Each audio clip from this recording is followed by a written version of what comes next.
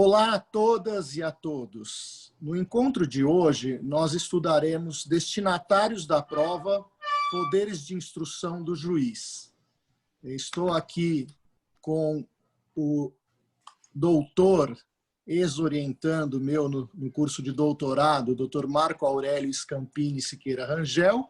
Eu sou o professor Paulo Henrique dos Santos Lucon e sejam todos e todas muito bem-vindos. Então, sobre o tema, não é, que desperta muitas discussões, não é, Marco? Eu acho que o primeiro ponto que nós temos que discutir é um tema que, digamos assim, foi revisitado, não é? E que parte de uma pergunta básica que poderia ser assim resumida. Quem são, afinal de contas, os destinatários do juiz, da prova, não é? Quem são os destinatários da prova? E a doutrina, houve muitos e muitos anos, eu diria décadas, não é? Se entendeu que o destinatário da prova era exclusivamente o juiz. Não é? Então, o juiz que iria decidir a controvérsia passava a ser um único destinatário de todo o acervo probatório produzido pelas partes. E essa noção acabou se alterando, principalmente por dois aspectos que eu diria, mas não só. Primeiro, pela formulação de um processo mais cooperativo, onde são protagonistas todos os sujeitos do processo, o sujeito imparcial do processo, que é o juiz, e os sujeitos parciais, demandantes e demandados, autor e réu, exequente e executado. Não é? Esse foi o primeiro aspecto. E esse modelo cooperativo não significa que as partes simplesmente darão as mãos e falarão: olha, vamos resolver a controvérsia. Existe sempre um elemento adversial, uma diferente posição de ideias, mas existem regras para que as partes observem ao longo desse devido processo legal e que devem ser respeitadas. E, por isso, as partes também têm o direito a não só encartar todos os elementos de que dispõe para o convencimento do juiz nos autos, como também eles passam a ser um destinatário da prova, porque, ao receber as provas, as partes têm condições, elas têm condições de verificar quais são as suas chances no processo. E daí surge uma ideia da existência, desenvolveu-se uma ideia da existência de um direito autônomo à prova, não é? Que isso foi gradativamente estudado de maneira mais vertical pela doutrina e, portanto, se reconheceu que os destinatários da prova são o juiz, que é o sujeito imparcial do processo, bem como as partes litigantes, que são os sujeitos parciais. E aí eu acho que a gente poderia pensar em outros aspectos, né, que estão espalhados em todo o código, que o juiz tem poderes coercitivos, pode também exercer poderes indutivos, a fim de resolver uma controvérsia. Isso também pode incidir na prova. E mais ainda, do lado das partes, não é? As partes também querem saber se tem um determinado direito ou não. Por isso que também tem um direito autônomo à busca pela prova, não é? Então, isso é um dado interessante, porque muitas vezes, vamos pensar de uma maneira muito sintética, né? As partes, uma determinada parte acha que tem um direito e, por não conhecer, acaba ajuizando uma demanda que não tem sentido. Por outro lado, algumas situações ocorrem em que a parte não sabe que tem um direito e, a partir do conhecimento de certos fatos, passa a ter essa noção de que tem o direito. Não é? Então, essa ideia, eu acho, Marco, que a gente vai ter que pensar num determinado momento, eu acho que a inteligência artificial servirá para isso, na formulação de certas perguntas básicas a respeito de certos temas, com respostas muito sintéticas que poderão levar ao jurisdicionado, à população em geral, é exatamente isso que eu estou a dizer, que é saber se a parte tem um direito ou se não tem um direito. E aí entra essa parte de tecnologia que passa também por uma indagação atinente às provas, não é? E daí a razão pela qual, de maneira muito simples, até antes de o processo se instaurar, se verifica que as partes, não é? Aquelas que estão no conflito, são também destinatárias da prova. Acho que um ponto muito interessante que o professor colocou no começo logo da exposição é realmente essa ideia de que o princípio cooperativo, a ideia de cooperação entre as partes, realmente não quer dizer que no processo não há litígio, não há uma disputa, mas essa ideia de que, mesmo no contexto dessa disputa, todos os atores e todos os agentes envolvidos no processo, que fazem parte dessa relação jurídica, sejam as partes, seja o próprio juiz, devem atuar no sentido de que o processo alcance o seu resultado ao final. Uma ideia de vedação de condutas de má-fé, vedação de, por exemplo, quando a gente trata da questão de prova, a percepção de que todos devem contribuir para que a verdade dos fatos aí, e realmente a reconstrução dos fatos ocorridos seja na melhor forma, o mais próxima possível, para que o resultado do processo seja o mais adequado. E isso, na sequência, quando a gente pensa sobre o papel e a perspectiva das partes, a existência e o reconhecimento de um direito autônomo, derivado diretamente do direito de ação das próprias partes, o direito de agir provando, alegar provando o que é feito, isso ajuda a construir esse cenário de que você tem também as partes voltadas como destinatárias finais ali daquela prova. É muito simples a gente imaginar isso hoje em vários cenários. Basta pensar o advogado que litiga contra o Estado, muito comum, muito frequente, se formular pedidos de informação, através da Lei de Acesso à Informação, para que sejam fornecidos dados e informações e, a partir deles, você identifique e verifique quais, se você tem de fato aquele direito, que o cliente você está representando tem de fato aquele direito. Isso nada mais é do que a produção de provas, extraprocessual, a colheita ali de elementos, para que você tenha e forme a sua convicção. Isso, se agora a gente tem alguns meios, e tem mecanismos, certamente, como o professor colocou, com a evolução da ciência e da tecnologia, isso vai, muito possivelmente, avançar a um ponto em que a gente consiga, talvez, ter um parâmetro de segurança mais claro, acesso a informações, grandes bancos de dados, a gente fala aqui em Big Data, informações que estão pulverizadas por eles, a gente consegue, com base nisso, em algum momento, ter uma formação da nossa convicção sobre o fato que auxilia as partes a entender aquele direito que elas têm e, eventualmente, até sirva como um mecanismo de desacesso ao judiciário. Porque hoje o que a gente pensar em etapas de acesso à justiça, invocando aqui Mauro Capelletti, Brian Garf, a gente teria que pensar agora em mecanismos de desacesso. A gente tem mecanismos diversos, mas a concepção das partes como destinatários da prova também tem essa finalidade, que eles consigam identificar o seu direito e evite o ajuizamento de demandas infundadas. Essa percepção ajuda bastante, tanto as partes a conhecerem do seu direito, quanto ao advogado mesmo, para poder formular a ação correta, ou optar ou não por uma ação judicial, ou outros meios, uma conciliação, outros caminhos. Isso me faz lembrar, Marco, dois aspectos aí.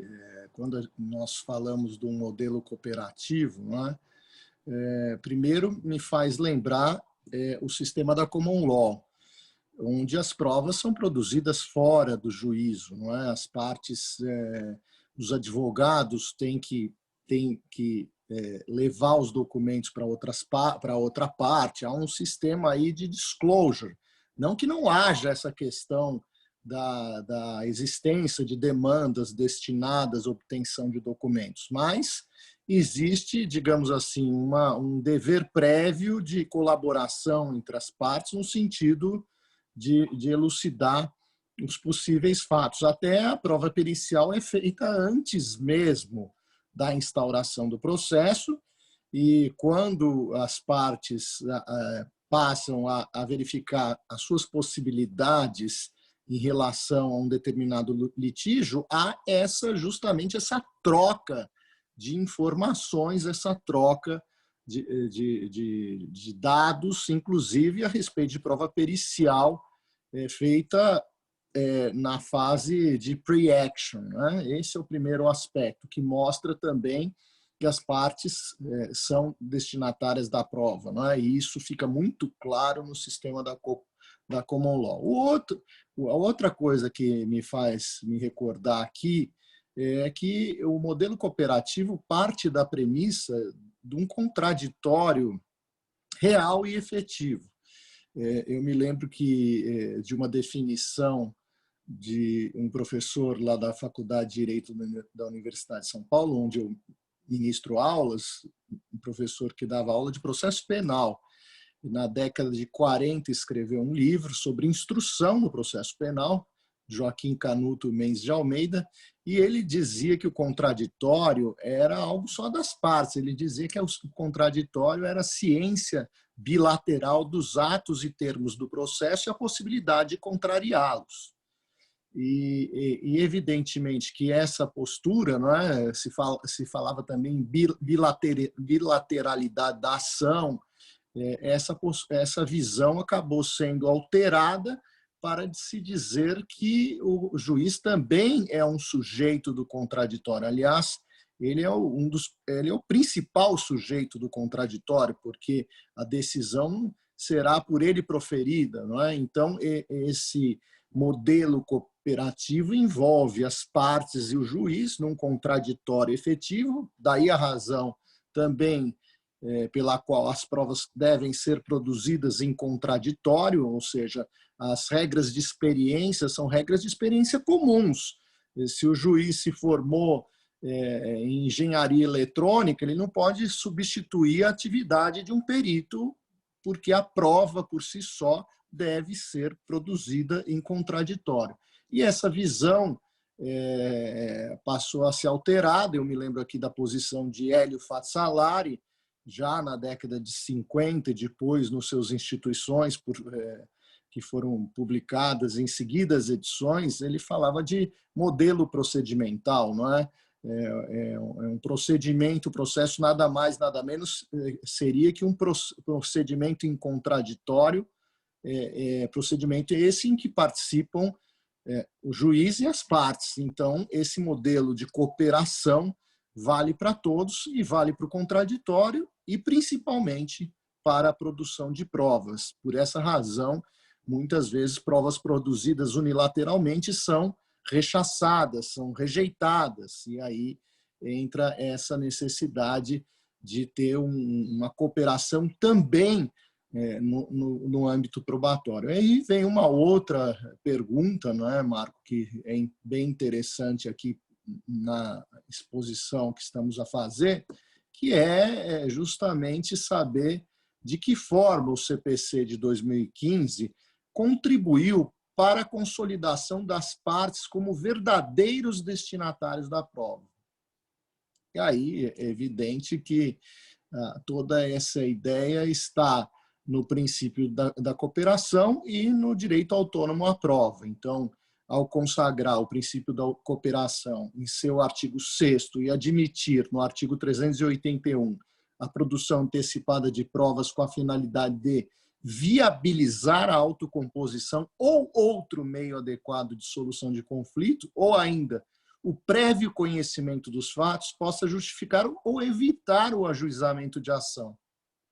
O CPC de 2015 consolida a posição das partes como verdadeiros destinatários da prova, não é? E aí passa a ser essa visão de que as partes são, digamos, nesse modelo cooperativo, os principais destinatários da prova para se evitar justamente o litígio, porque as partes conseguirão saber a respeito das suas chances em relação a um determinado litígio a se instaurar.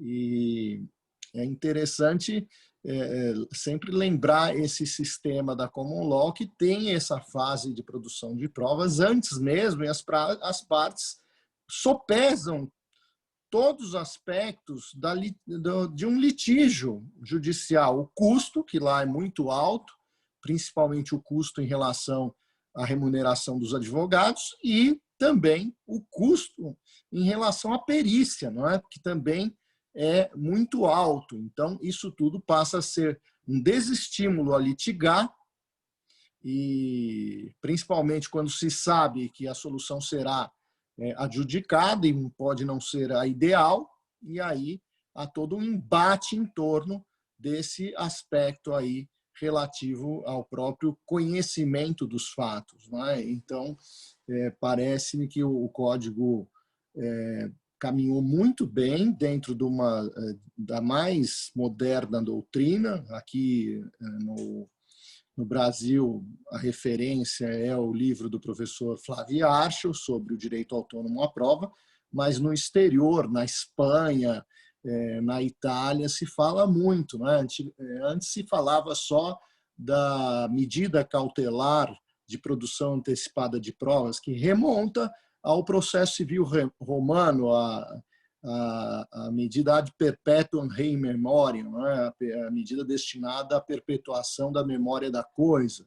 E a ideia era justamente ter uma situação de urgência no início, de perdimento da prova, né? Então, aquela testemunha que já está doente ou com idade elevada, ou ainda uma determinada obra que pode ruir. Então, digamos, os juízes aceitavam apenas a produção da prova se houvesse o caráter de urgência. E esse dispositivo do artigo 381 procura mudar essa mentalidade. E eu quero até dizer aqui e falar com o Marco que a minha experiência como advogado nesses anos de vigência do CPC de 2015, eu ainda vejo uma certa resistência por parte dos juízes em relação à produção antecipada de provas sem o requisito da urgência. É óbvio que essa postura contraria frontalmente a regra do artigo 381 do CPC, mas ainda vejo esse ranço ainda que colide frontalmente com aquilo que o legislador desejou e com aquilo que é salutar no sentido de prevenir conflitos, que é uma diretiva do Estado e é uma função essencial do Estado também procurar resolver as controvérsias por meios adequados de solução de conflitos. E parece-me que essa produção antecipada de provas, seja ela judicial ou extrajudicial, digamos, no âmbito extrajudicial, um método adequado de resolução das controvérsias, porque, no fundo, nós temos aqui, digamos, o reconhecimento de certos fatos. Eu não diria declaração de fatos, né? Eu acho que é bem interessante a gente tocar nesse ponto, né, Marco? Porque muito se fala na doutrina se a tutela jurisdicional pode incidir sobre a mera declaração de fatos, não é? Isso tem a ver um pouco com a prova também, né? Não, eu acho que essa resistência com relação à produção da prova, sem o requisito da urgência, sem esse requisito de cautelaridade, né, de assegurar a prova, ela vem muito, como o professor colocou, da percepção de que se trata de um conceito e de um instituto histórico. Desde o direito romano, vocês têm mecanismos com essa finalidade. Então, a produção da prova de forma antecipada, ela tinha como objetivo evitar o perecimento da prova. Esse foi o único objetivo durante milênios. Assim, né?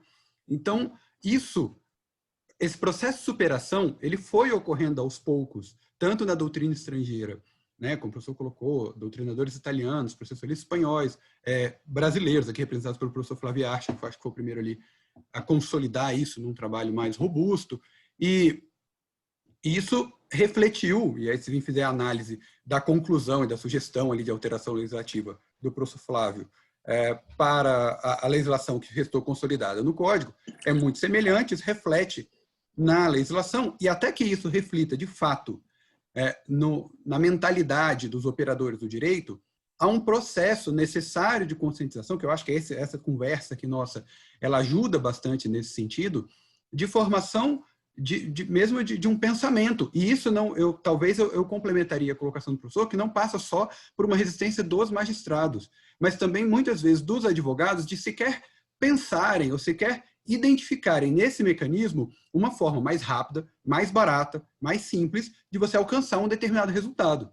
Por vezes, para o ajuizamento de uma demanda, para dentro daquela ação se pleitear, porventura, ali, uma inversão do ônus da prova, por impossibilidade de produção, para depois a colheita e realização daquela fase instrutória, para que se tenha um resultado ao final que você não consegue controlar, visto que você não tinha acesso àquela prova, é muito mais custoso, muito mais trabalhoso e menos efetivo do que uma produção antecipada de prova, que por vezes ali pode resolver o problema do cliente, da parte interessada, facilita também a vida do advogado nesse processo e pode ou não ensejar o ajuizamento de uma demanda. Acho que é um processo de alteração da mentalidade de todos os envolvidos, e certamente há uma resistência muito grande ainda do judiciário também, que precisa entender que esse é um mecanismo que vai desafogar o judiciário, né? Óbvio que não vai ser a solução para todos os problemas do judiciário, mas muitas ações podem ser evitadas pela uma produção antecipada, que é um procedimento absolutamente simples. Então, eu acho que essa percepção ajudaria bastante ali todos os envolvidos, mas a gente precisa de uma mudança de mentalidade mesmo, né?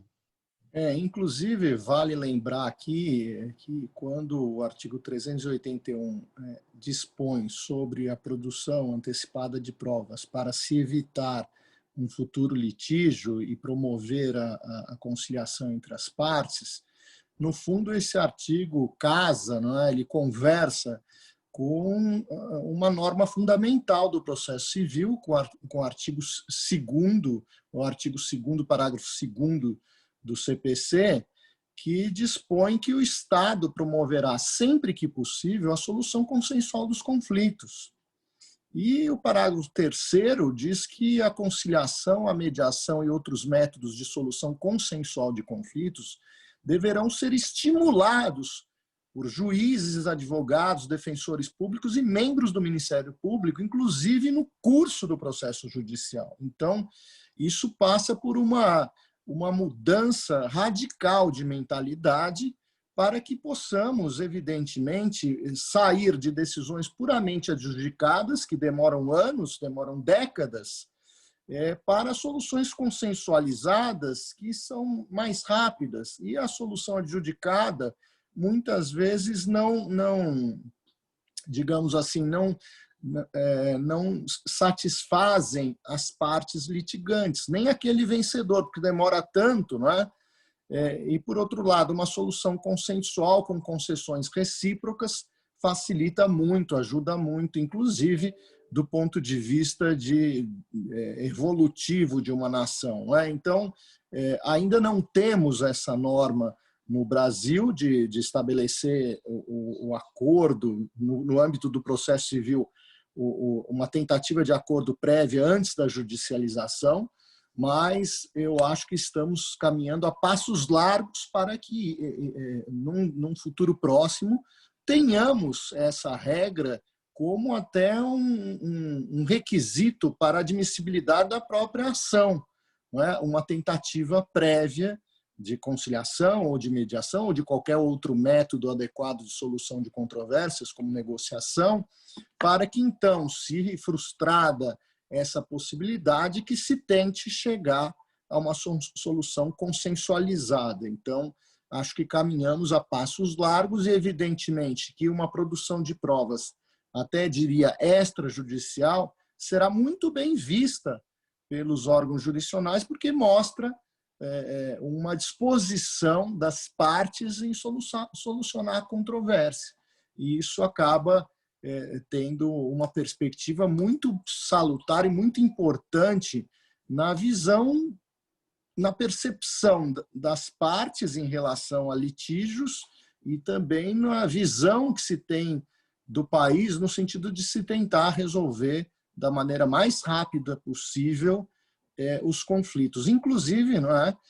Vale aqui também dizer que essa produção antecipada de provas acaba gerando um resultado, e esse resultado passa por um aspecto cognitivo bem direcionado e bem passível de ser apurado, como também, do ponto de vista até inconsciente da neurociência, desestimula a parte a litigar num futuro litígio. Então, eu acho que vale muito a pena trabalharmos com essa perspectiva maior de que as partes são destinatárias da prova e são as principais destinatárias da prova.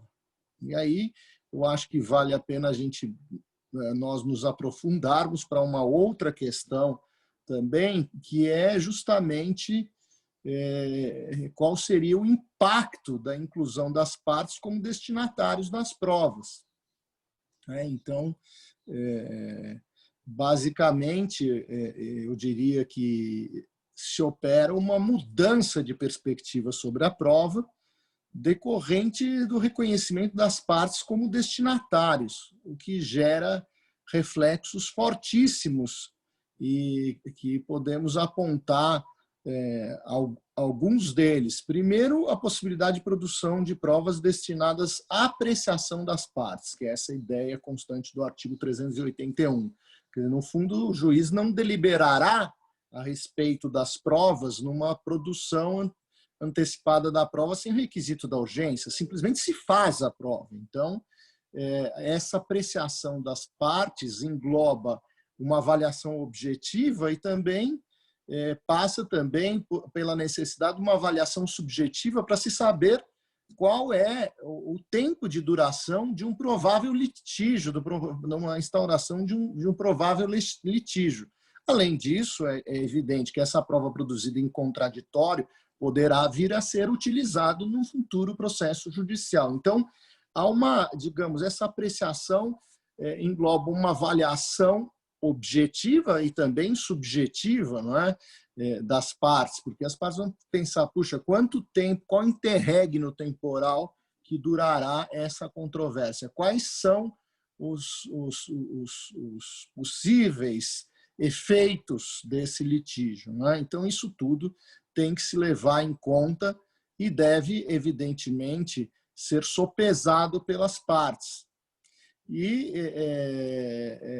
evidentemente, que há também a necessidade de um magistrado justificar o indeferimento de provas, considerando o legítimo interesse das partes em produzi-las. Então, qual é o tipo de avaliação que o magistrado deve fazer? É quase uma avaliação, digamos, in statu assertionis, no estado da afirmação, verificar se as partes têm um legítimo interesse em produzir tais provas, no sentido de verificar, bom, há possibilidade da instauração de um litígio, não é? Por que as partes estão aqui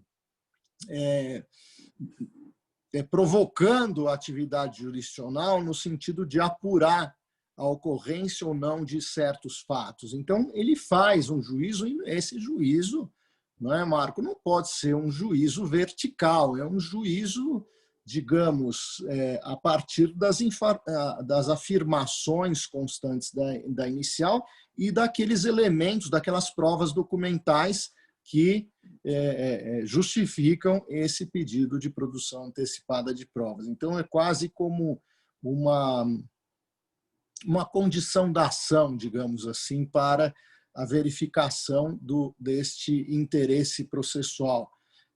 Vale dizer, tem interesse no sentido de necessidade de saber se os fatos ocorreram ou não.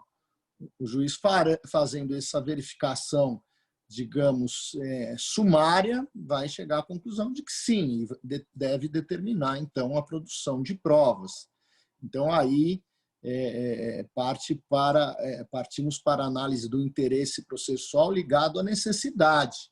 E o outro aspecto também que deve ser levado em conta também é a adequação, é saber, bom, esta produção antecipada de provas é adequada para as partes conhecerem esses fatos relevantes e, eventualmente, inibir a propositura de uma futura demanda. Então, é uma análise, digamos, sumária em stato assertionis, não é?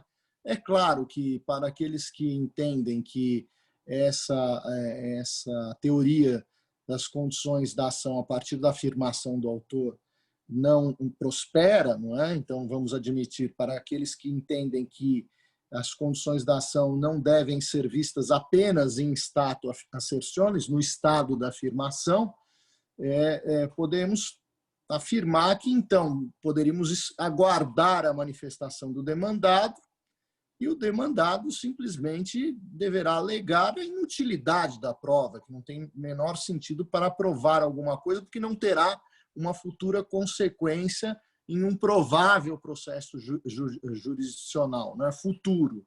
Então, eu penso que, não obstante não haja uma possibilidade de contestação a respeito da produção da prova em si, penso que o demandado poderá atacar o interesse processual na perspectiva da inutilidade, não é? Se a atividade toda a ser desenvolvida pudesse ser verificada como inútil, não há sentido de se fazer essa prova. É engraçado, é uma análise aqui da produção antecipada da prova a partir da perspectiva das condições da ação. Não, e isso, eu acho que está aí, talvez seja a grande dificuldade que se enfrenta nesse instrumento, né, que agora consolidado aí nesses moldes que a gente vem tratando. A percepção de que você tem duas instâncias de julgamento, né, duas instâncias de cognição sobre a questão. A primeira é de que eu tenho que analisar aquele pedido de produção de prova, independentemente das alegações. O código exige que a parte narre de maneira breve ali o que ela pretende, né, até para que possa ser feito esse juízo de interesse. No entanto, mesmo que o juiz, digamos uma hipótese aqui abstrata, em que o juiz ele identifique já naquela narrativa breve sobre os fatos que se pretende provar com a prova e a posterior demanda a ser ajuizada, que o juiz já identifique a improcedência da demanda, na visão dele, independentemente daquela prova ali. Isso, um pré-julgamento feito, independentemente da possibilidade ou não dele lançar isso no processo, por vezes, esse é um processo natural da formação, da cognição e da formação do convencimento humano. Então, ele faz um pré-julgamento. A despeito disso, mesmo que o juiz tenha certeza absoluta sobre o resultado final, o que é basicamente impossível, mesmo que ele tenha certeza, essa prova, se ela se mostrar pertinente, então, se a gente tiver dentro do aspecto do interesse, né, a necessidade de produção daquela prova e a adequação para a produção e para a prova daqueles fatos que são narrados, o juiz deve produzir essa prova e deve deferir, porque ele não tem mais como único objetivo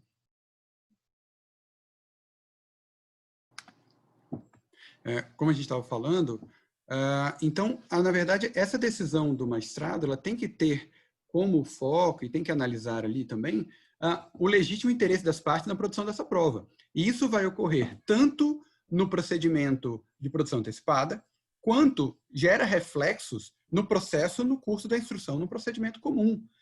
Nesse processo, se a gente estava acostumado, muitas vezes, a que o juiz indeferisse provas ou negasse a produção de provas única e exclusivamente com base na sua convicção já estar formada, né, dele entender que não é mais necessário, isso não se mostra mais pertinente dentro dessa lógica e desse ideário que foi construído a partir do CPC de 2015, especialmente, em que as partes também são destinatárias da prova e que, a todo e qualquer momento, o juiz deve buscar meios e elementos para que as partes cheguem à conciliação. Como o professor colocou muito bem, existe essa percepção de que uma solução consensual ela é melhor do que uma solução adjudicada.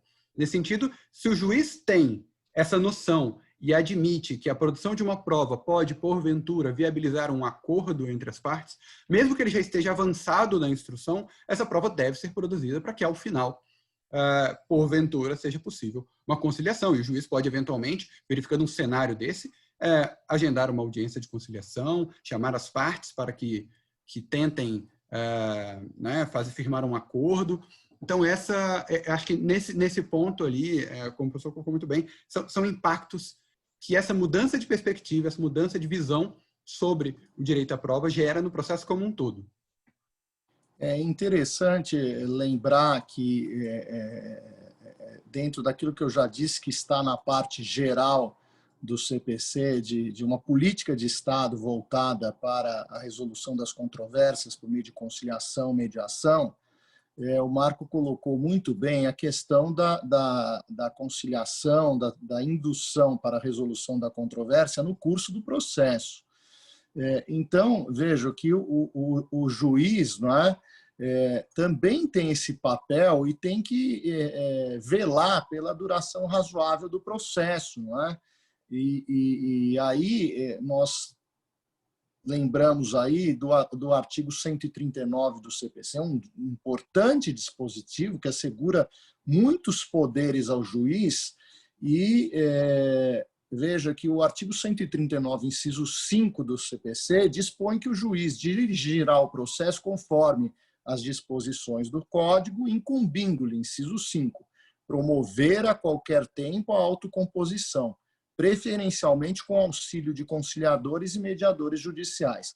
Já há um movimento, eu até participei do grupo que está tentando construir, junto com o CNJ, não é, pela batuta do ministro Marco Butzi, do STJ, um curso de mediadores online para que, efetivamente, o CPC consiga promover aquilo que está na norma, de se fazer uma mediação intraprocessual logo no início do processo, para que, então, se evite uma deflagração de um conflito. Não é? Então, já se consegue colocar desde logo uma mediação, uma conciliação, uma negociação, aquele método que as partes reputarem mais adequado para a solução da controvérsia. Então, veja que o juiz tem esse dever, não é? Esse dever que se traduz um poder-dever de promover a conciliação. Não é? E aí também me faz lembrar também a audiência em que se estabelece o saneamento. O Código estabeleceu um importante negócio jurídico processual, que eu chamo típico, do chamado saneamento compartilhado, onde as partes podem justamente elaborar quais são os pontos controvertidos, delimitar o objeto da prova, quais são as provas pertinentes e o que deverá ser solucionado, que é muito importante. Não é? Então, essa ideia que consta justamente do artigo 335 do CPC, que é essa ideia de poder, o juiz também, até não só o saneamento compartilhado, mas também a possibilidade de se fazer aí uma audiência, não é?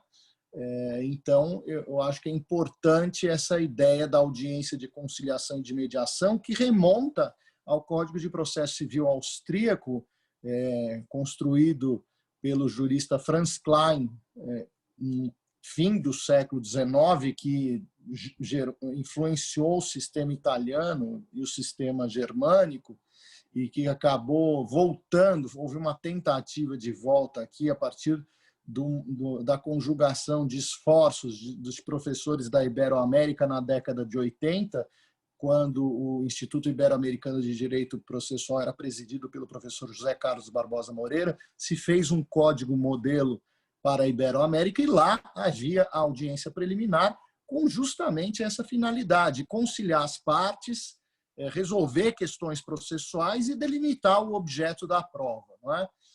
No CPC, essa audiência, digamos, não é obrigatória, mas o juiz eventualmente pode designar audiência. A gente vê muito isso em arbitragem, né, Marco? Onde as partes às vezes fazem um saneamento compartilhado, às vezes na própria audiência, não é? De delimitação das questões a serem elucidadas na fase instrutória da arbitragem.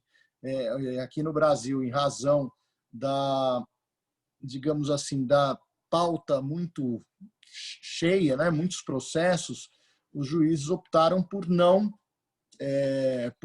designar essa audiência. Mas essa audiência é extremamente importante e eu não vejo mal de o juiz antecipar nessa audiência os futuros resultados prováveis, porque se o autor tem o ônus de fazer prova dos fatos constitutivos do seu direito, se o réu tem o ônus de fazer prova dos fatos impeditivos, modificativos e extintivos, o juiz poderá estabelecer possíveis cenários. Quer dizer, se o autor não fizer prova desses fatos constitutivos, a demanda será julgada improcedente. Se o autor fizer prova dos fatos constitutivos, mas o réu alegar fatos impeditivos, modificativos e extintivos do direito e fizer provas, a demanda será julgada improcedente. Então, eu acho que dentro desse cenário de fixação dos pontos controvertidos, não acho que isso acaba atingindo a imparcialidade do magistrado, ele estabelecer futuros prognósticos a respeito do resultado da controvérsia, dos possíveis resultados, dos possíveis cenários, não é? Então, é aquilo que a gente chama, às vezes, quando nós estamos com os nossos clientes, né? E eu acho que isso é importante, é diminuir as expectativas, porque normalmente quando a parte vai procurar o advogado, ela está com expectativa muito alta em relação a um determinado litígio, e reputo que é um dever do advogado também estabelecer os aspectos negativos, fazer aquela, digamos, aquele prognóstico, e dizendo de uma forma bem simples, é fazer o advogado do diabo, não é?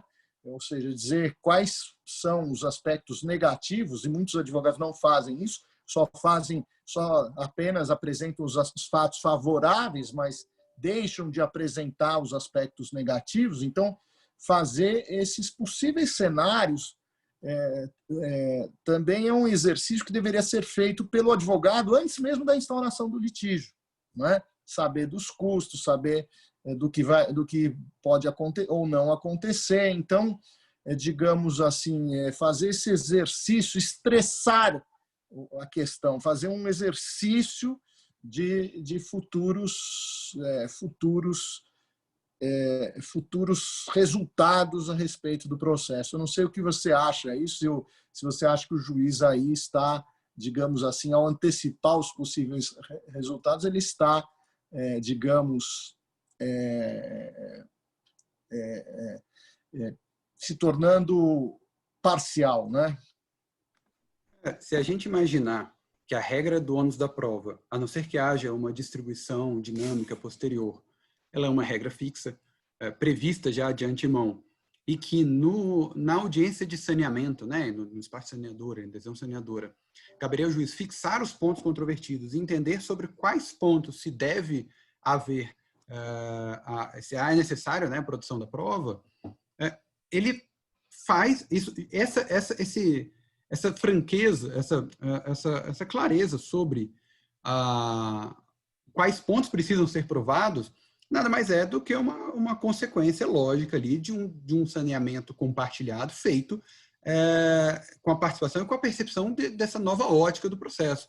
A necessidade de o juiz esconder a decisão, e por vezes talvez o professor já tenha se deparado, há decisões que você lendo a decisão, você sequer consegue, mesmo uma sentença, sequer consegue, até o dispositivo, identificar qual era o caminho, talvez uma coisa de tentar manter o resultado indefinido até o último momento. Não há necessidade que o juiz faça isso.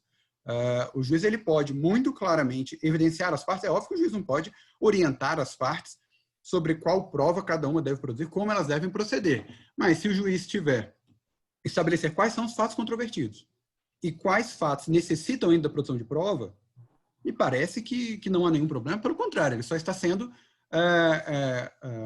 condizente com a lógica desse momento de saneador do processo e que se espera que haja uma participação de todos. E aí, novamente, a possibilidade de um resultado favorável ao final, seja com o julgamento adequado da demanda ou com a conciliação entre as partes, aumenta exponencialmente com uma postura mais franca e mais clara de todos os envolvidos. inclusive juiz. Basicamente, né, essa ideia da fase ordinatória reside nessas funções, não é? Resolver as questões processuais pendentes, se houver, ou seja, verificar os pressupostos de constituição e de desenvolvimento do processo ao lado das condições da ação, delimitar as questões de fato sobre as quais recairá a atividade probatória, especificando os meios de prova admitidos, definir a distribuição do ônus da prova, e isso reside na antecipação que eu havia mencionado, delimitar as questões de direito relevantes para a decisão do mérito e designar, se necessário, a audiência de instrução e julgamento, né? Então, esse saneamento pode, então, ser feito isoladamente pelo juízo, que é comum, né? O mais comum que a gente vê normalmente, que é aquela decisão saneadora, aquela fase ordinatória representada por uma única decisão, como naqueles litígios, principalmente nos litígios complexos, o juiz designar uma audiência para justamente, a partir de um diálogo, da promoção de um debate, estabelecer de uma maneira muito transparente os pontos controvertidos e delimitar o objeto da prova. É isso que seria o ideal, vamos dizer, né? No sentido de que o juiz poderia já fazer um certo diagnóstico a respeito dos possíveis resultados. Porque, inclusive, né, basta lembrar que, de repente, o juiz poderá, ao verificar que determinadas provas são impertinentes naquele debate, ele pode até julgar parcialmente o mérito, nos termos do artigo 356, não é? Então, ele pode julgar procedente parte dos pedidos, parcela dos pedidos ou alguns dos pedidos, quando verificar que determinada questão já se tornou incontroversa, ou mesmo se ele, juiz, verificar que já existem provas suficientes para a elucidação desses pedidos formulados ou da parcela deles. É claro que se ele puder solucionar a totalidade, nós não estamos a falar de um julgamento parcial de mérito, mas do julgamento antecipado do mérito. Então, isso é possível, é necessário fazer essa distinção. Isso é muito importante. Os juízes são meio refratários também a aplicar essa norma do julgamento parcial, mas é importante porque, em relação a essa parcela ou parte dos pedidos, há possibilidade de liquidação e até de instauração do cumprimento de sentença, o que ajuda também, no meu modo de sentir, uma composição, né? Então, eu acho que o Código andou muito bem com essa ideia de se estabelecer o julgamento parcial de mérito, que foi uma ideia que surgiu na Câmara, eu sugeri a partir da experiência em arbitragem e que deveria ser incorporada no Código. E como resultado, eu poderia dizer, houve um esvaziamento da tutela provisória com fundamento na evidência, né? A tutela provisória de evidência, que a gente não vê acontecendo. A gente vê, sim, ainda timidamente, o julgamento parcial do mérito. É interessante esse aspecto, né, Marco, que como a gente acha que alguns institutos vão pegar e não pegam, e às vezes acha outros pegam no início e depois realmente se fortalecem, e outros realmente caem na graça do operador do direito logo de pronto, né? Vale fazer o comentário, não é, que a audiência preliminar foi instituída no CPC de 73 a partir de uma reforma de 94 e não pegou, porque, digamos, o brasileiro é um pouco refratário à audiência, o que pode mudar nesse sistema da pandemia, por conta da pandemia. Eu acho muito importante a gente estabelecer isso. Acho que isso foi muito bom e acho que tende a haver um processo mais dialogal, que não acontece no Brasil. O processo civil brasileiro é muito faseado. Foi um instituto que tinha bases doutrinárias sólidas, como eu disse, de Franz Klein, no processo austríaco do século XIX, mas que, introduzida no CPC em 94, essa ideia simplesmente não pegou. E, por outro lado, a tutela antecipada, que a gente achava que talvez não pegasse, porque se baseava naquela ideia de medida cautelar satisfativa do CPC na sua redação original, isso entrou em vigor e caiu nas graças, digamos, do jurisdicionado e, mais precisamente, dos advogados. É interessante fazer esse paralelo, que às vezes a gente acha que... Às vezes a gente não tem nem pesquisa empírica e realmente se introduz uma norma e aquilo pega de uma vez toda. E às vezes tem um determinado instituto com forte base doutrinária que vem no Brasil e não pega. São coisas que realmente acontecem, e aí eu digo que o Brasil não é para amadores, não é? Mas, continuando nossa exposição, né, Marco, eu acho que vale a pena aqui a gente continuar para estabelecer aí qual é o impacto da inclusão das partes como destinatários da prova. Então, a partir dessa perspectiva de se verificar as partes como destinatários das provas, o que muda, não é, no fim do dia? Né? E aí é justamente isso que nós estamos falando desde o início, que é essa verdadeira mudança de perspectiva sobre a prova, a partir do reconhecimento das partes, né, com essa ideia aí de que elas são destinatárias, e essa possibilidade de produzir antecipadamente e verificar também o interesse processual. E ainda, para avançar mais ainda, muito embora o juiz não seja mais o único destinatário das provas produzidas no processo, a ele são atribuídos poderes instrutórios. E aí nós entramos na segunda parte da exposição dessa nossa conversa, que é estabelecer quais os limites de tais poderes instrutórios. E aí vale a gente estabelecer 3 premissas importantes, não é? Um trinômio que deve ser considerado. Primeiro, objeto da prova. Segundo, contraditório. Terceiro, dever de fundamentação. Então, o magistrado está necessariamente limitado aos fatos controvertidos pelas partes. Não tem o menor sentido de determinar a realização de uma prova que está apoiada num fato absolutamente alheio à controvérsia, o que é difícil, né, isso acontecer.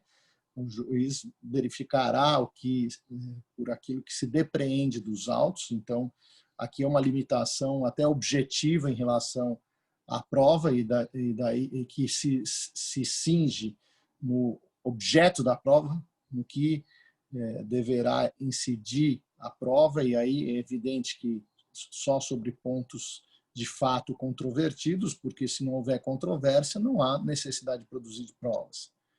O contraditório, que nós frisamos muito, necessidade de produzir a prova em contraditório, e aí poderíamos somar a isso o dever de fundamentação. As decisões pela produção de provas, seja por iniciativa do magistrado ou não, devem ser adequadamente fundamentadas. Então, aí nós temos que lembrar sempre, vale sempre lembrar, o artigo 489, parágrafo 1º do CPC, que estabelece o que não é motivação, o que não pode ser considerado uma decisão motivada. Então, o juiz tem que verificar o caso concreto e, principalmente quando ele determina uma certa prova, e se investe dos poderes instrutórios, ele tem que ligar aos fatos que estão controvertidos nos autos. Ele não pode pegar fatos alheios. E essa ideia passa por uma fundamentação mais vertical e analisando as circunstâncias fáticas do caso concreto. Não pode dizer simplesmente colocar uma decisão com frases de efeito, com aquilo que Michele Tarufo chamava módulo de estampa, títulos de notícias de jornais, ou seja, frases que servem e justificam um número ilimitado de decisões. Então, ele tem que fundamentar com base naquilo que ele está vendo no caso concreto, né? Então, esse é o dever de fundamentação que está no CPC de 2015, que é muito importante. Esse código, esse artigo, esse parágrafo 1º do artigo 485 foi objeto de veto por parte de 3 associações de magistrados, né? E acabou sendo aprovado, né? Eu me lembro a AMB, a JUF, a ANAMATRA, brigando aí para que houvesse um veto no parágrafo 1º do 489, mas ele acabou sendo aprovado, e aí é claro que existe um dever de fundamentação quando o juiz exerce os poderes instrutórios, quando ele determina a realização de provas a partir de fatos, de provas requeridas pelas partes, e ainda também quando o juiz dispensa a realização de uma certa prova por reputá-la inútil, né? Então tem esses aspectos bem interessantes aqui, né, Marco, que muda um pouco a perspectiva do contraditório, né? E isso acaba gerando aí uma fundamentação mais vertical em torno do deferimento ou do indeferimento de provas ou do próprio exercício do poder instrutório. Sempre é bom lembrar que nós estamos aqui a falar do processo civil, não é? É engraçado que, na perspectiva do processo penal, não se vê com bons olhos a iniciativa probatória do magistrado. Há uma discussão na doutrina ligada ao processo penal de que o magistrado, ao exercer seus poderes instrutórios, estaria, digamos, se vinculando ao resultado da prova. Porque quando ele defere a prova, ele já sabe mais ou menos o resultado da prova, não é? Então tem digamos, uma divergência doutrinária a respeito dos poderes instrutórios do juiz entre o processo civil e o processo penal. E aí entramos numa questão muito delicada, não é? Que é a questão dos poderes instrutórios do juiz nos processos sancionatórios, não é? Então, vejo que aí fica uma discussão mais complicada ainda, porque os processos sancionatórios não estão entre o processo civil e o processo penal, não é? Porque acabam impondo sanções restritivas de direito. E quais são eles? Não é? Eu poderia dizer ação de improbidade administrativa, que atinge a capacidade eleitoral passiva, o sujeito não poderá mais se candidatar, fica inelegível, e a inelegibilidade para um político significa a sua morte política. Por outro lado, também a impossibilidade de contratação com o poder público, quando nós estamos a falar das sanções em relação ao particular na lei de improbidade administrativa. Eu também mencionaria aqui, como processo sancionador, os processos eleitorais, que também são de caráter sancionador, porque também, em muitos casos, impõem inelegibilidades, e aí nós temos que verificar qual é o grau de aferição exigido nesses casos, e aí entra essa questão da iniciativa probatória do magistrado, né, Marco? Eu acho que vale a pena a gente tocar nesse ponto, que é um ponto muito sensível, que muita gente esquece, não é? E existem muitos críticos a respeito dessa iniciativa probatória do juiz, não é? Há uma dissertação de mestrado do meu colega de departamento, professor José Roberto Bedá, que ele coloca um poder bem forte de instrução do juiz, não é? Claro que fatos alheios ao processo, tolitor quaestio, o juiz não pode exercer poderes instrutórios, mas na perspectiva daquele livro e numa perspectiva mais que já passa a ser tradicional na doutrina, no processo civil, o juiz teria poderes ilimitados. Vale a pena um pouquinho, digamos assim, estressar esse assunto para que possamos chegar a alguma conclusão a respeito do assunto, né? Que é um assunto extremamente delicado e, digamos assim, bem atual, né? Então, aí vale fazer a pergunta de que forma a iniciativa probatória pode interferir na imparcialidade do magistrado. Eu vou deixar o Marco aí poder falar um pouco sobre esse tema. Esse, certamente, é um questionamento que surge, acho que, como o professor colocou muito bem, no processo penal com mais ênfase, com mais destaque ali, por causa dessa divisão e talvez da preocupação que se tem de aproximação com o processo inquisitório no processo penal, garantias do réu naquele caso, e também como a gente acaba tendo essa comunicação entre princípios e normas fundamentais ali entre o processo penal e os processos civis de natureza sancionatória, também se acaba se importando um pouco para esses processos sancionatórios. Mas, de toda maneira, pensando no processo civil, então a gente fazendo esse corte aqui, que é o objeto da nossa conversa de hoje, a gente poderia trazer essa noção, e aqui citando um artigo do professor Michele Tarufo para a revista de processo, a ideia de que o princípio da imparcialidade ele não é um obstáculo para a participação ativa do julgador na instrução. Ou seja, a ideia de que o magistrado deve se manter imparcial não tem uma relação necessária com a sua passividade na condução do processo, né?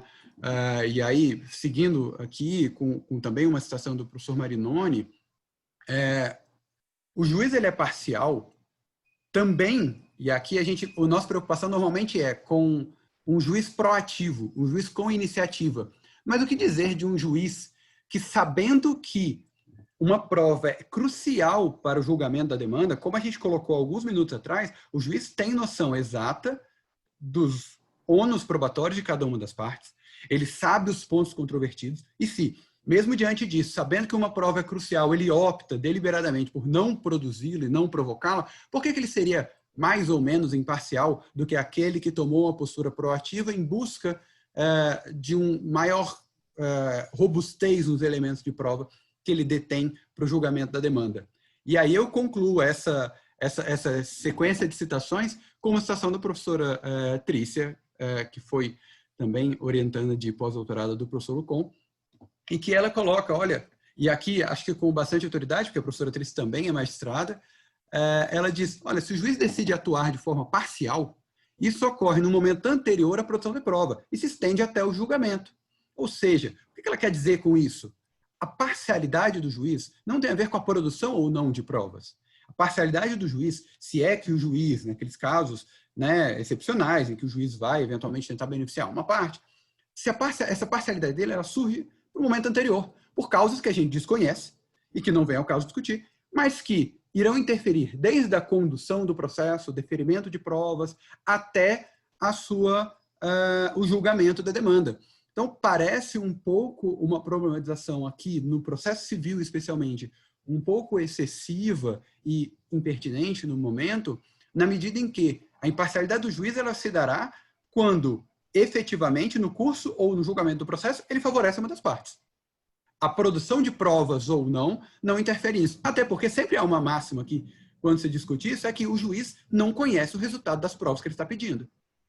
Há sempre... Vamos pensar no cenário excepcional de um magistrado tentando beneficiar uma parte. Ele pede uma prova pericial. Se essa prova pericial vem contrária ao interesse daquela parte que ele objetivava beneficiar, haveria um ônus maior argumentativo da parte dele aqui de tentar desmentir essa prova e tentar questionar. Então, não sabendo o juiz o resultado da prova e tendo a necessidade que a gente viu até agora de o juiz ter uma participação cooperativa, associada com as partes na hora de produção das provas, clareza, ser franco na condução do processo, demonstrar os pontos controvertidos, as provas que ainda precisam ser produzidas.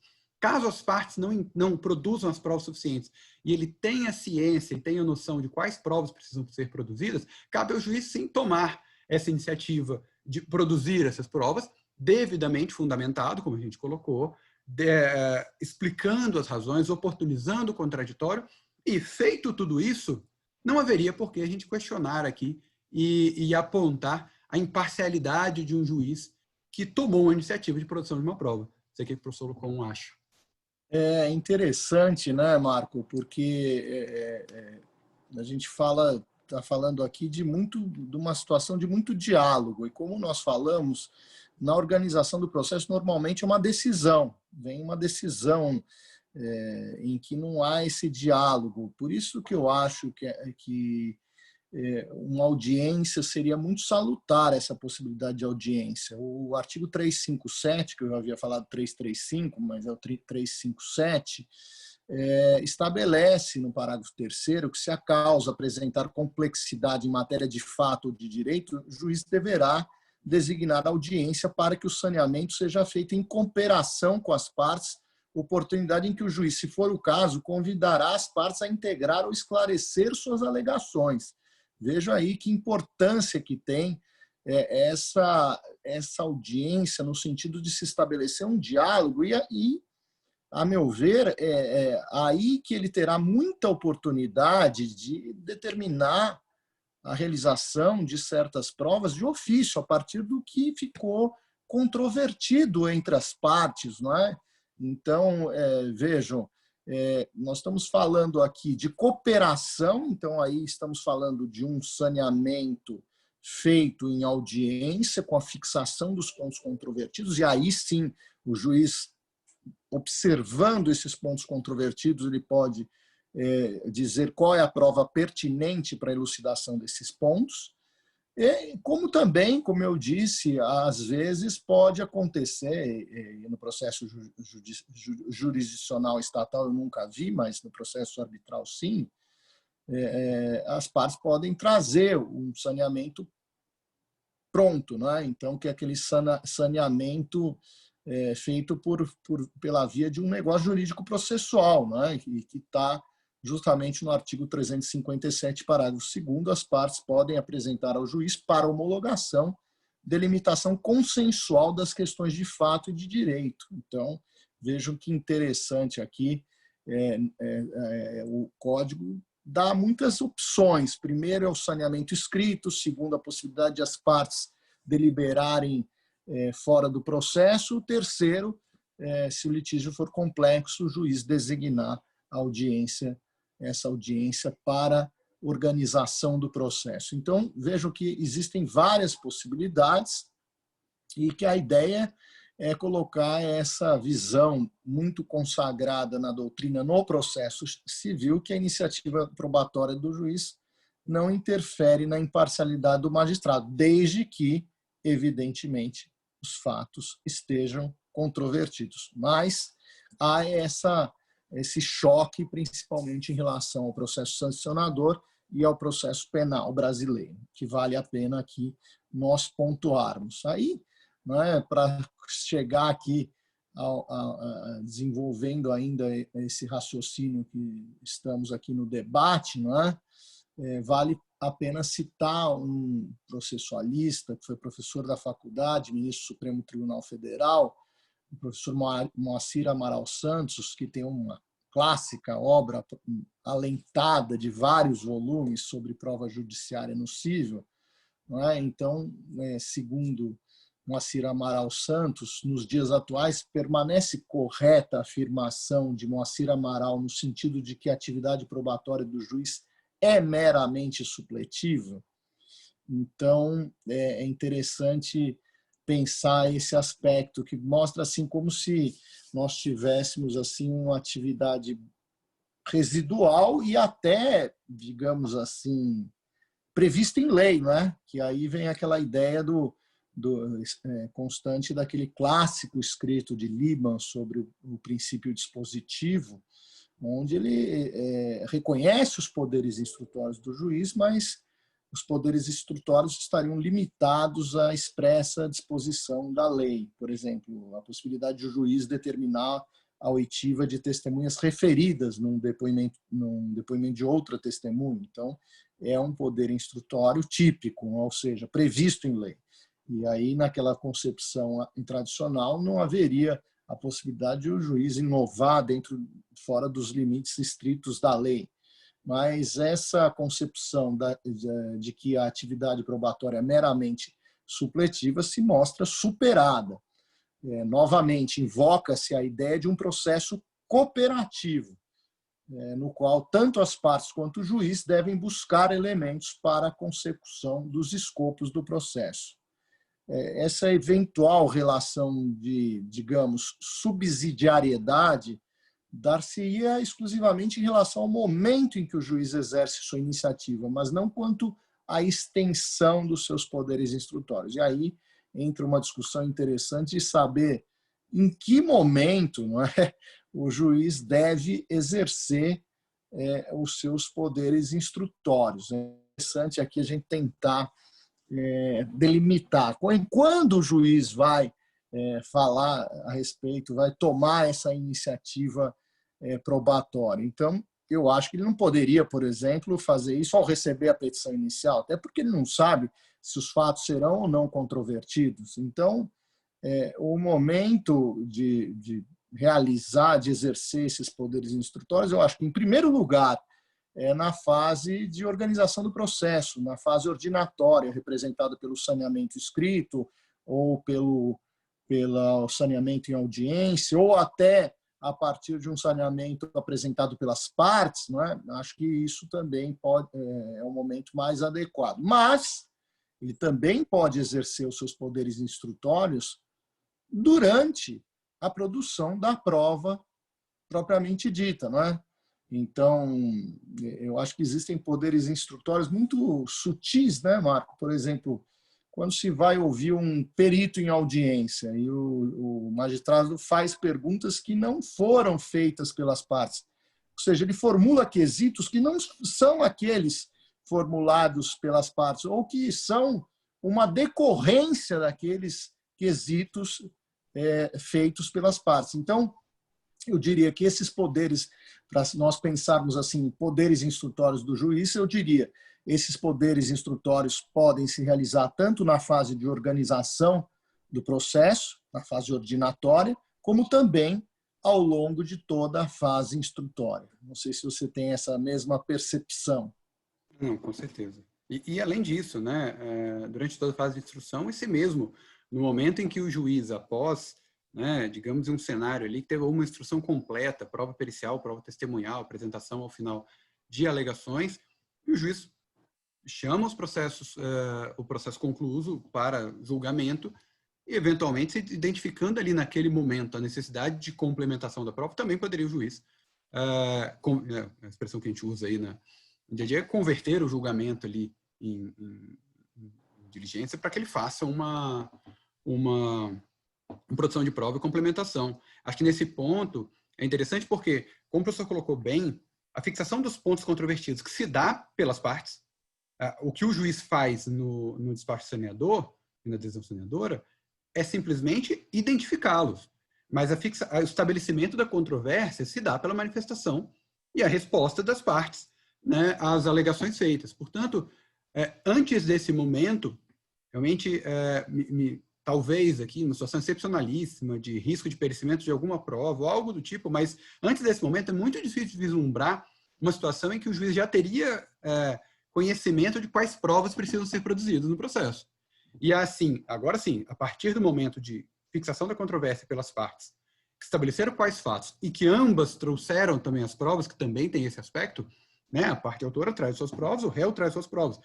Provocações e exercício do poder instrutório pelo magistrado. No momento anterior, talvez seria até vamos pensar assim, talvez um desperdício dessa atividade, porque pode ser que a parte contrária traga provas naquele sentido, né? Isso é bastante comum. Às vezes a parte traz um volume grande de documentos que dentro daqueles documentos tem fatos até que infirmam aquilo que ela mesma falou na sua petição. Então, o juiz precisa ter conhecimento das provas, dos fatos controvertidos, o que as partes pediram. Pode ser que as partes peçam, hoje pode ser que as partes, inclusive, como a gente vai falar daqui a pouquinho, mas pode ser que as partes convencionem sobre alguma prova que elas concordam que é necessária, e tudo isso é interessante que o juiz, então, aguarde esse momento, para que a partir daí, havendo uma carência probatória no processo, ele exerça, então, seu poder. Há uma diferença crucial aqui entre a colocação que o professor Moacir Amaral dos Santos faz na sua obra, e aqui é importante destacar uma obra de 1980, em um outro contexto, em outro momento histórico, mas com um papel relevante. Por isso que ela foi trazida para a discussão, para mostrar a evolução desse desse instituto e dessas concepções ao longo de hoje aqui 40 anos. Né? Então, a gente tem essa colocação, eu concordo plenamente com o professor Lucon. Acho que, a partir ali do momento em que há a exposição dos fatos, fixação da controvérsia e delimitação do que precisa ser produzido ou não, caberia ao juiz, aí sim, começar a exercer essa sua iniciativa probatória, né, de maneira mais pertinente, adequada ali no processo. Você tocou num ponto interessante. Você falou de conversão do julgamento em diligência, né? Seria, digamos, para os nossos ouvintes, seria aquela iniciativa probatória do juiz no momento de sentenciar, ou seja, tudo já foram feitas todas as provas que ele inicialmente reputou como necessárias, e quando ele vai julgar, ele se depara com a necessidade de uma prova complementar a partir dos fatos que ainda continuam controvertidos. Então, o juiz chama os autos para a sentença e depois, digamos, tem um outro entendimento no sentido de produzir outras provas necessárias. E há também um dado interessante que vale a pena aqui nós falarmos, que é a conversão do julgamento em diligência em segundo grau, né? Então, no Brasil, isso é muito difícil de acontecer, de o juiz, ele mesmo, converter o julgamento em diligência e ele mesmo, juiz de segundo grau, desembargador, então, seja em um tribunal estadual, seja no tribunal regional federal, ele mesmo determinar e capitanear a produção das provas. Normalmente, ele anula a sentença e determina a realização de uma prova, quando, por exemplo, reconhece um cerceamento de defesa que, como já foi dito em outros encontros, se revela na violação do direito à prova, que pode acontecer tanto para o demandante quanto para o demandado. Então, é muito difícil de o julgador de segundo grau, o desembargador, presidir uma prova. Eu, na minha experiência aí de 30 anos de advocacia, vi isso 2 vezes acontecer, de o desembargador determinar a realização de uma prova pericial. Em outros países, não é, Marco, é possível a produção de provas em segundo grau. Não é? Se nós analisarmos o funcionamento de certas cortes de apelação em outros países de tradição romano-germânica, nós verificaremos a possibilidade de uma instrução em segundo grau, ou seja, no âmbito das próprias cortes de apelação. Mas avançando ainda, e o Marco tocou num tema interessante, que é a convenção processual em matéria probatória, e aí podemos utilizar expressões análogas à chamada convenção processual ou negócios jurídicos processuais, ou atos de disposição processual. Até lembro aqui o trabalho de um orientando meu que apresentou em mestrado, que ele fala justamente das convenções processuais em matéria probatória, não é? Que é o Giovanni Ravagnani, foi publicado pela coleção Liebman, coleção em homenagem a Enrico Túlio Liebman, que existe já há muitos anos e que hoje vem sendo editada pela editora Thomson Reuters, que veio a substituir a Revista dos Tribunais. Então, vamos entrar nesse tema com a seguinte pergunta: é possível convenção processual para restringir os poderes instrutórios do juiz? É uma pergunta polêmica e que suscita um intenso debate, não é? Por parte da doutrina, e não há um consenso, não é? A respeito do tema. É interessante colocar isso. O fato de as partes poderem dispor sobre o meio de prova e o modo de sua produção não elimina o controle do juiz sobre os atos de disposição, nem tampouco alcança os seus poderes instrutórios. Então, vejo que essa é uma posição da Trícia Navarro Xavier Cabral, que num artigo disponível na internet, que tem o título "Podem as partes convencionar sobre a atividade probatória do juiz?", vejam a posição de uma juíza dizendo: não, olha, as partes podem até dispor, mas o magistrado pode exercer o seu poder instrutório do juiz. Se nós pegarmos alguns doutrinadores contratualistas e muitos arbitralistas, eles entendem que sim, que as partes podem convencionar as provas que podem ser produzidas. Até o Giovanni Ravagnani tem esse entendimento, quer dizer, se as partes convencionaram que não poderá ser produzida uma prova pericial, essa prova pericial não poderá ser feita, porque as partes assim convencionaram, as partes maiores, capazes, diante de um direito disponível, podem livremente estabelecer a dispensa da realização de uma determinada prova. E aí vocês poderiam perguntar, não é? Mas e aí, professor, como é que vai ficar a solução? Bom, a solução do juiz será aplicar as regras de julgamento, as regras de ônus da prova. Quem competiria provar aqueles fatos alegados? Se foi o autor, se foi o requerente, ele deixou de fazer a prova de um fato constitutivo do seu direito, porque dispensou a realização, por exemplo, de uma prova pericial. Se, ao contrário, a questão se referir a um fato impeditivo, modificativo ou extintivo alegado pelo réu, pelo demandado, pelo requerido em arbitragem, aí, evidentemente, também o julgador, o juiz ou o árbitro, pelas partes escolhidas, deverá dizer que essa prova não pode produzir, então a parte deverá suportar essa situação decorrente deste negócio jurídico processual de se dispensar a produção de prova pericial. Mas se nós entrarmos no âmbito da visão da magistratura, não, de jeito nenhum.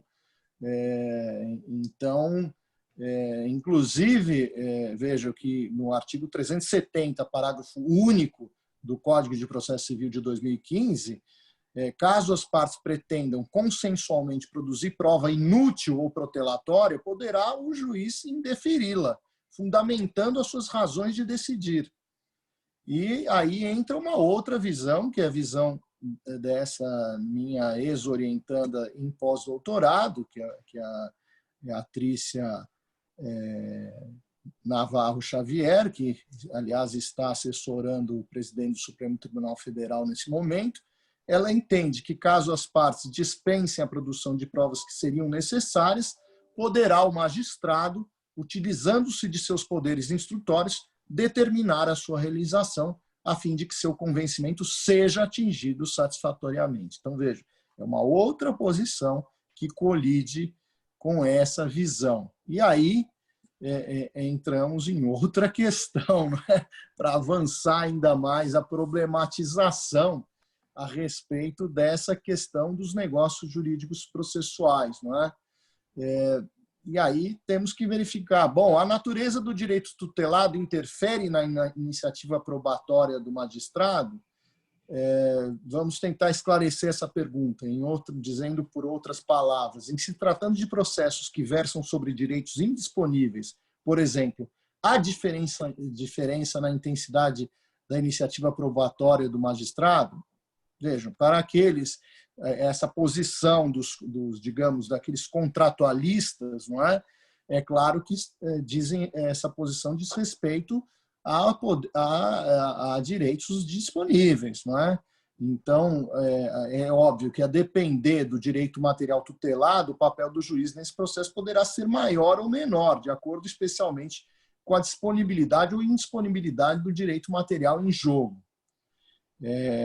Então, aí eu lembro aqui, vale lembrar aqui a posição do professor Flávio Archo, no livro Antecipação da Prova sem o Requisito da Urgência e Direito Autônomo à Prova, que certas peculiaridades da relação de direito material interferem, sim, na iniciativa probatória do magistrado e, portanto, no grau de intervenção estatal. Com entendimento diametralmente diverso, contrário a esse entendimento, está também do meu colega de departamento, professor José Roberto dos Santos Bredac, na obra Poderes Instrutórios do Juiz, dizendo, não, o juiz tem poderes instrutórios também naquelas discussões em que há disponibilidade das partes. Então, veja que interessante. Aqui podemos chegar a uma seguinte conclusão, né, Marco? Sem dúvida nenhuma, não há qualquer divergência em relação a direitos indisponíveis. Nos direitos indisponíveis, o juiz tem um poder-dever de exercer seu poder instrutório. Mas, naqueles direitos disponíveis, há essa divergência doutrinária. Então, aqui, para até encerrar a nossa discussão de hoje, vale a pena uma última pergunta. A natureza do direito tutelado interfere na iniciativa do magistrado? Não é? Tem diferenças? Sim, tem diferenças. E aqui vale a pena fazer referência ao RESP 397.013 de Minas Gerais, cuja relatoria coube à ministra Fátima Nancy Andrighi, da terceira turma do STJ. E era uma ação de investigação de paternidade, aqui claramente direitos indisponíveis, e ela entendeu que impõe-se um papel ativo ao julgador, que não deve medir esforços para determinar a produção de provas na busca da verdade real, porquanto a pretensão fundamenta-se no direito personalíssimo, indisponível e imprescritível de conhecimento do estado biológico de filiação, consubstanciado no princípio constitucional da dignidade da pessoa humana. Então, aqui fica muito claro que, em se tratando de direitos indisponíveis, tem o juiz o poder-dever de tomar iniciativas probatórias. Agora, resta essa discussão em relação a direitos disponíveis. Cresce uma tendência doutrinária a fortalecer a liberdade das partes, a convenção das partes, os negócios jurídicos processuais, ou seja, essa não intromissão naquilo que as partes pactuaram livremente, desde que tenham, evidentemente, pactuado de forma livre a dispensa, por exemplo, de um determinado meio de prova, como eu já me referi. Então, quero aqui agradecer novamente a presença do Marco Rangel aqui novamente, né, pela participação nesse nosso encontro. O Marco Aurélio Rangel, que vem participando de vários encontros, agradecer a sua presença e desejar a todos bons estudos e dar a palavra a ele para as suas considerações finais. Também agradeço aqui a possibilidade dessas conversas. Realmente, acho que o tema tem muita coisa para a gente conversar, muito debate aqui, muita discussão. Espero que todos, pelo menos, saiam dessa 1 hora e pouco de conversa aqui, instigados a conhecer um pouquinho mais sobre esse assunto tão interessante. Bom, quero agradecer ao Marco Aurélio Scampini Siqueira Rangel mais uma vez e desejar a todos, não é? Sempre com um recado final, bons estudos. Bons estudos a todos.